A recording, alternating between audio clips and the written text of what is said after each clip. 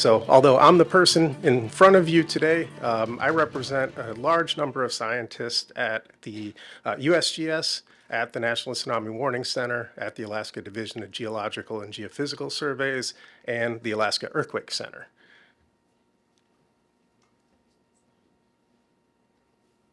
Oops. So we like to keep our talks related to landslides and geohazards lighthearted. It's really easy for us as geoscientists to talk about these amazing landslides and all the interesting things we learn about them and tsunamis.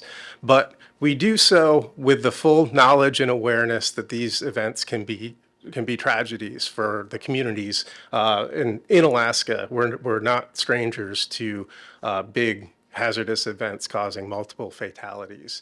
So going back to 1958, there were several fatalities in Lituya Bay from an earthquake-triggered landslide. Back in 1964, during the Great Alaska Earthquake, much of the damage and fatalities were associated with submarine landslides in Prince William Sound and other parts of South Central Alaska. More recently, we've had precipitation-induced landslides in Southeast Alaska. So 3 fatalities in Sitka in 2015, 2 fatalities in Haines in 2020, and 6 fatalities more recently this past November down in Wrangell. And so as landslide scientists and geoscientists focused on hazards, these are the things we carry with us as we go to work. We think about the people that have passed and been taken from us. We also think about all of you in this room. Those of you who are out in the Sound, taking us out to our study sites on boats, doing your research, making your living, recreating in these amazing places that we have out in the Sound. It's so important to us as geoscientists. So as we're crafting our messages and doing our science and dotting our I's and crossing our T's on our paper, we're thinking about all of you and doing it in hopefully a thoughtful and careful way. But our work isn't without risk either. So just this past summer, we lost 3 of our colleagues at the state in a helicopter crash on the North Slope. 2 of them were actively working on landslide issues out in Prince William Sound. And so Ronnie and Justin were really important scientists in the project. They weren't working on landslides at the time. And Tori was a new scientist with DGGS and almost certainly would have been out with us in the Sound. So all of this is sort of what we bring to us when we come to these talks and as we do our analysis and as we write our papers. But we can hopefully pick things up a little bit and maybe not be quite as somber. And so I'm going to start off with a brief update on the Barry Arm landslide, a landslide that affects many of you in this room. And the way you perceive the risk, the way you maybe operate your businesses, the people you take out into the Sound for recreation.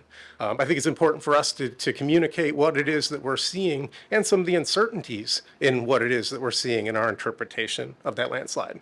So I'm going to start off with an update of what we've learned and seen over the past year. But just as a refresher, the Barry Arm landslide is a large, slow-moving landslide out in northwestern corner of Prince William Sound, about 50 kilometers by boat from here, just offshore here on the dock. So this is a large, slowly deforming landslide that ever since we've been able to keep track of it, it's been moving slowly, doing slow-moving landslide things. So from 1999 to 2008, we had some fairly coarse ways of measuring deformation rates, and we were seeing deformation velocities on the order of about 1.5 meters per year. Back in 2010 is when the Barry Glacier, which is the main glacier in the center of the image there, when that started to recede rapidly from beyond the left side of the landslide all the way back to its present position, that recession started in 2010.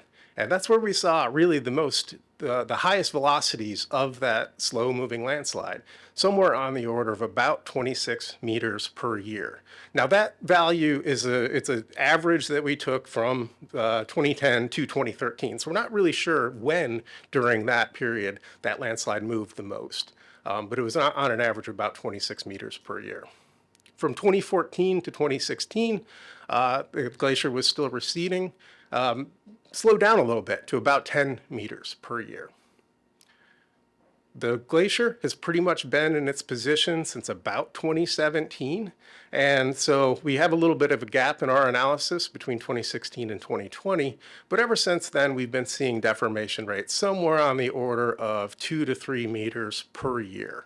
And so it's not this slow movement that we're most nervous about.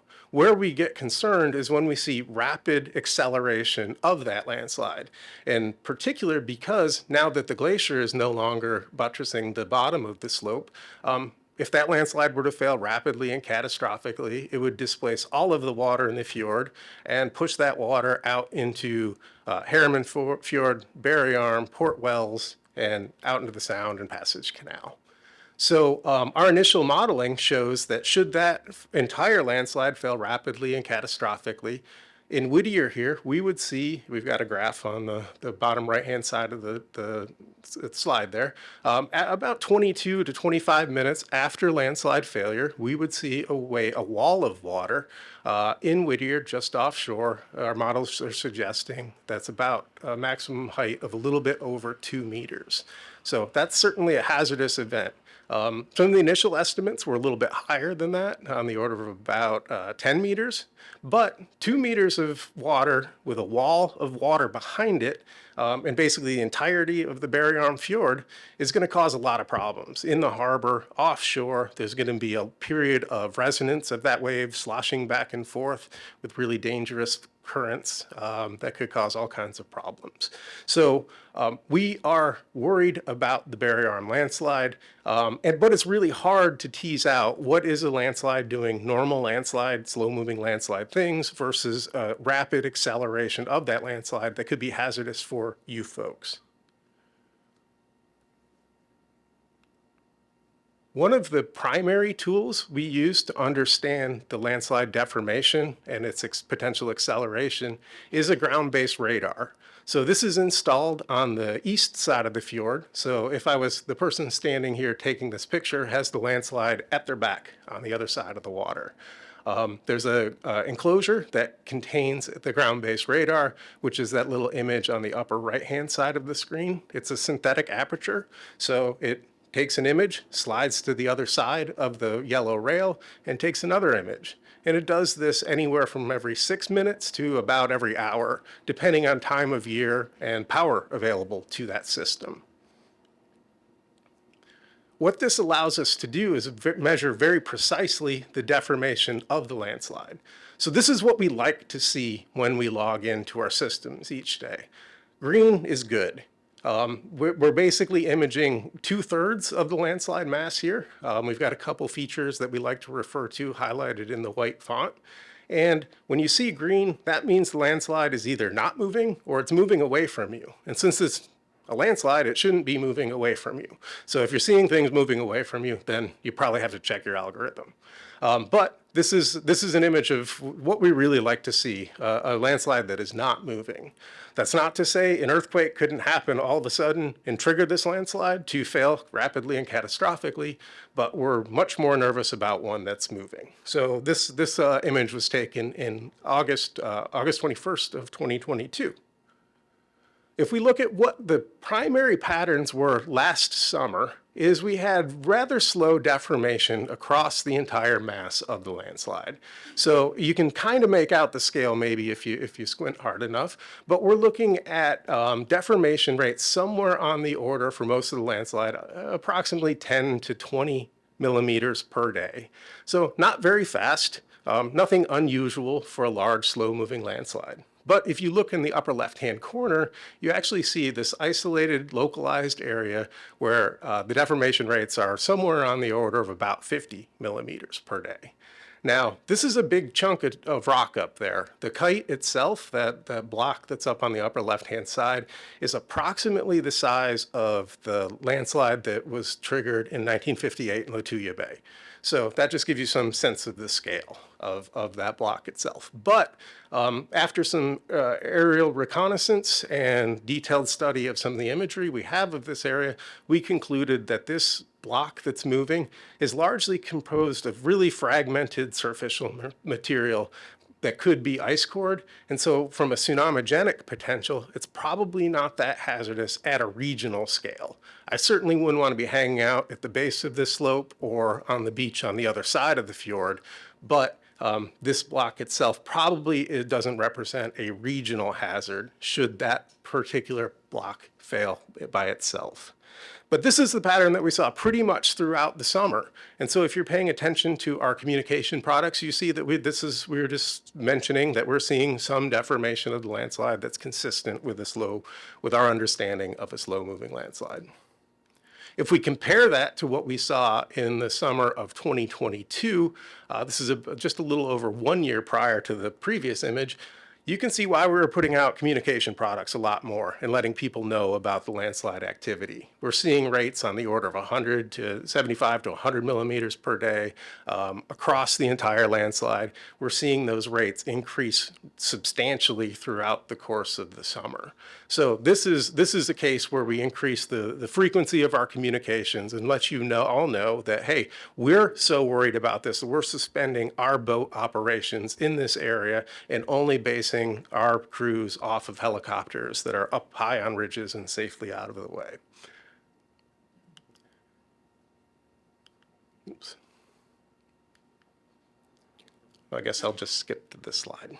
So that's what we understood about the landslide. In 2023, the rate of movement wasn't nearly as concerning as we saw in 2022. And we're going to keep our monitoring going for as long as we need to better understand the landslide itself and its potential for rapid and catastrophic failure. One of the challenges that we face is Barry Arm was largely unknown until 2019 and then became public knowledge in early 2020. And the Prince William Sound is a big area with lots of cloudy weather and lots of remote terrain covered in snow. So there's a lot of potentially unrecognized hazards out in Prince William Sound. And so what we're doing as a part of this project here is using all kinds of different technologies to figure out where are there other large slow-moving landslides that could be analogous to what it is that we're seeing in Barry Arm. So this is just one tool in our tool chest. It probably gives us insight into maybe a third of the total number of landslides that exist in the landscape.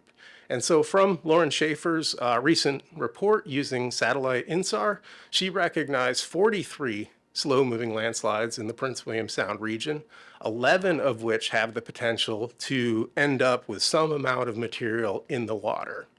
Now, we're being very careful about what that means for a tsunamigenic potential, as we still don't really know what the full extent of these landslides are, what the run-out behavior of those landslides might be, and ultimately how that material is going to enter the water and potentially make a wave. So we're actively doing research right now to better understand those 11 landslides that are now highlighted in blue.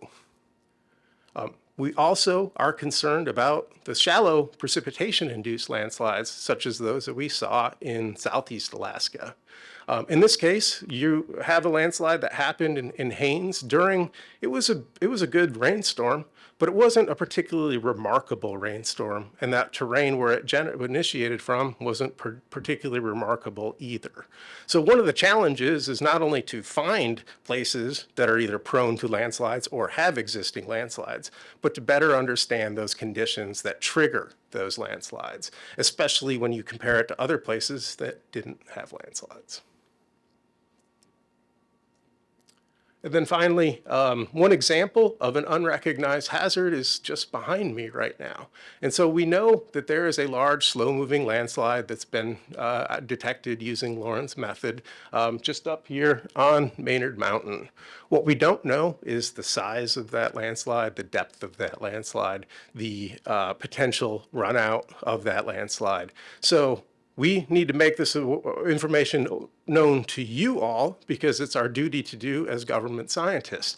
But we have to convey that there's a lot of uncertainty still in what we know about this landslide. And so just we recognize that this is an important topic. It's one very potential significant hazard for the city of Whittier, for the cruise ship terminal that's going in, infrastructure below it. And work is ongoing to better understand this landslide and its potential hazards.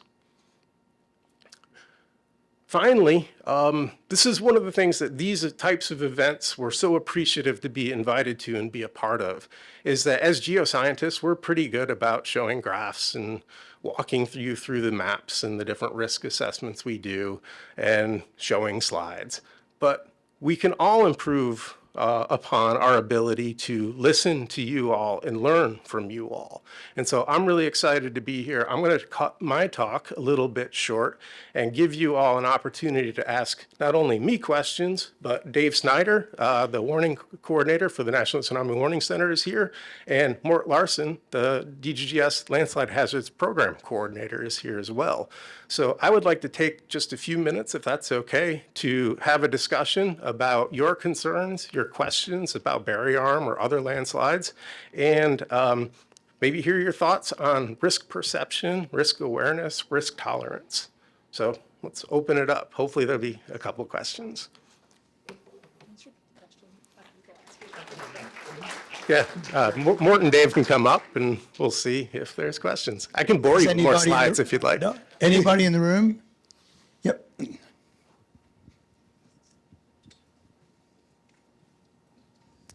Thanks. I've got a question about the head of the bay and underwater landslides. It's my understanding that in the 1964 earthquake, that was the biggest problem that Valdez had. And has there been any studies done about the substructure of the head of the bay and what that would mean if there's a catastrophic earthquake here? Yeah, back in 1964, the head of Passage Canal did, in fact, generate a submarine landslide, and that submarine landslide was probably responsible for the tsunami that killed 13 people in Whittier. So submarine landslides are a hazard for Passage Canal, and those that can initiate at the head of the bay. Is there another question? Yeah. You go then. Thank you. So I asked this question of the Coast Guard and wasn't very happy with the answer. It wasn't helpful to me. So when we're out on our boat and our radio starts pinging and says there's been a big landslide and there's a big wave coming, it's my understanding we head to deep water and try and ride it out. But I'd love to hear other people in the room's suggestions on what you do when you're out there when that happens. Yeah, I guess maybe we'll start with Dave and then turn it over to the. Okay. Your shirt says tsunami. Oh, yeah, it says right here. Yeah, that's me. All right, good question. Yeah, and that's probably the hardest question we have for your community, right? Because every tsunami is different and every vessel position is different, right? So there's no one way that we can support the Coast Guard's answer to you in that situation that's going to be the most effective answer for you in that moment. But going to deep water is, when you're away from the harbor, away from the port, going and staying in deep water is the best thing you can do at that point. Unless, and this is totally up to your call at this point, because I don't know your vessel and I don't know your capabilities and I don't know where you are. But if you can get somewhere quickly, get off your vessel and get to high ground, that would be the ultimate best thing you can do. So the easiest answer I can give you is if you're in port, if you're in harbor, stay in port, stay in harbor, and get off the vessel quickly and get to high ground. If you're on the water, if you're away from the port and harbor, go out further to deep water and get there as quickly as you can, right? But in this situation, in the Barrier Arm situation, the time to react to that is so short. And so I'm thinking about the quote we just heard a moment ago, that doing of science is an optimistic endeavor. I'm challenged with the Barrier Arm landslide there is the optimism is that we'll know that it happened and we can alert as many people as possible. But when we're talking about 20 to 25 minutes for wave arrival, I'm thinking about our knowledge time, which is about 5, 6, 7 minutes of awareness to know that a wave is leaving Barrier Arm and approaching Whittier.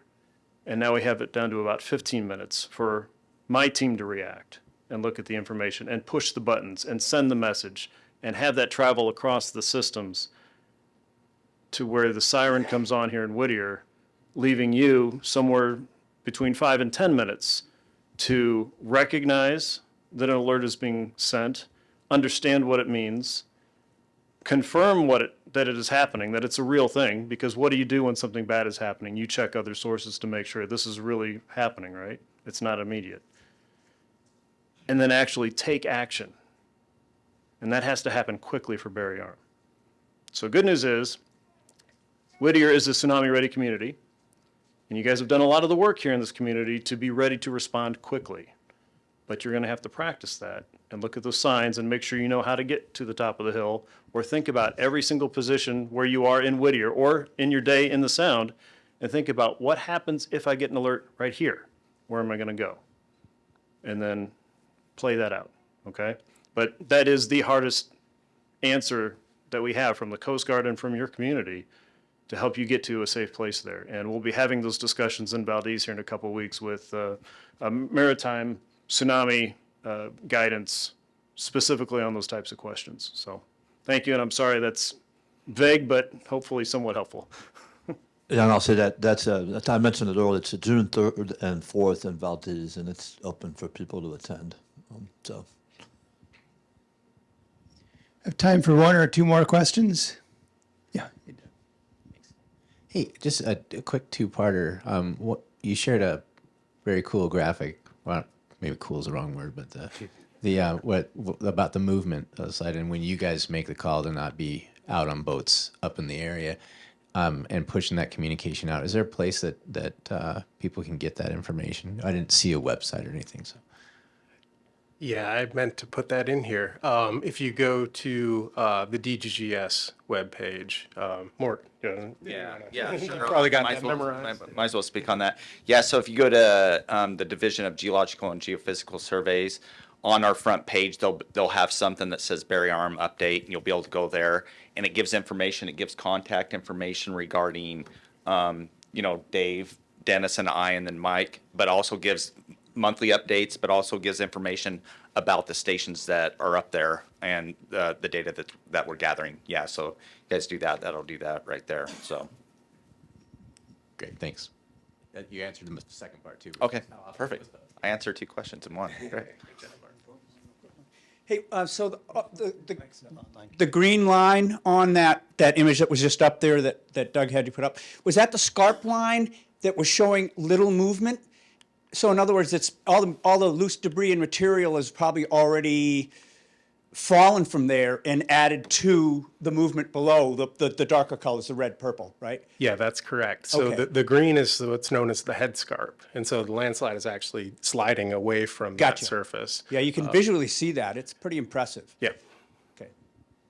We're a little bit behind, but we have time for probably one more question if there's anyone online or in the room. Oh, here we go.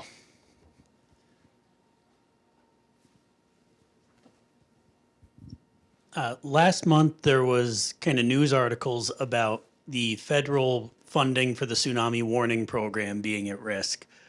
Has there been any more developments on the funding? And if that funding does have problems, what does that mean for tsunami warnings in relation to this or other tsunamis here? Good question.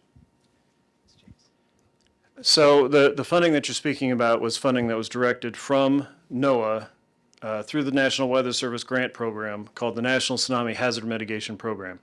And that's funding that was passed to the states and other groups to do work that enables the tsunami warning system in total for the United States. That will not directly affect how we alert today. I have 100% confidence that we can do our job there. What it will affect is our ability to fan out that research and support across the broader system. We only have about 40 people in the United States federal tsunami program that's supporting that alert and warning mission. The rest of that is the science research, the state contacts, and the work with individual communities. And Tsunami Ready and the signs you see out here are a direct impact from that program. So it's affecting the grants that then fan out that support. But our alert and warning mission, the mission to protect lives and property, not in danger. And as far as I understand, that money is going to support and prop up developments and work that we've needed to do to support that part of the system for a long time. Mort, Dave, and Dennis, thank you so much for your availability and also for yesterday. Dennis was also here yesterday for coffee with a scientist, and these guys are consistently working on educating the public, so much appreciated. Getting into the home stretch here.